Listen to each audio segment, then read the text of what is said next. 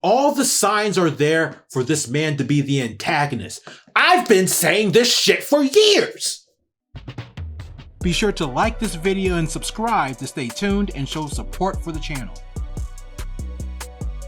Now here's a theory I've always had, which I've enhanced after seeing this movie.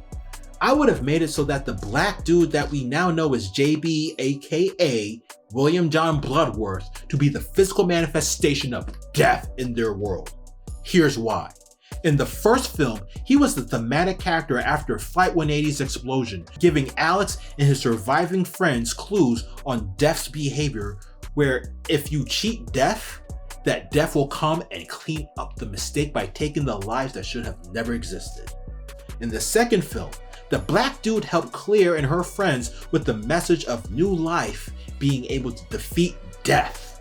If you listen carefully in the beginning of the third film, you could hear the black dude's voice in the amusement park being the voice of the devil statue for one of the attractions. Lastly, in the fifth movie, which is the prequel to the first, the black dude was the one that told the survivors that taking the life of another can add more to your lifespan after cheating death. In each of his appearances, he always brought new nuances to the story in question as it relates to their situation. He never discloses all of what he knows, but just enough to move the story in the direction of Deff's favor, cause everybody dies anyway. But Alex and I cheated death not once, but dozens of times. The design is flawed.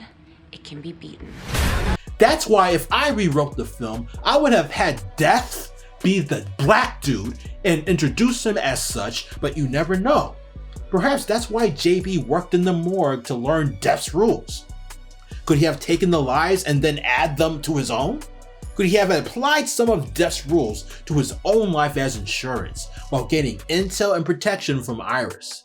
Or perhaps JB did die, but Deff took over his body in order to clean up his list physically from time to time. Like some Meet Joe Black bullshit.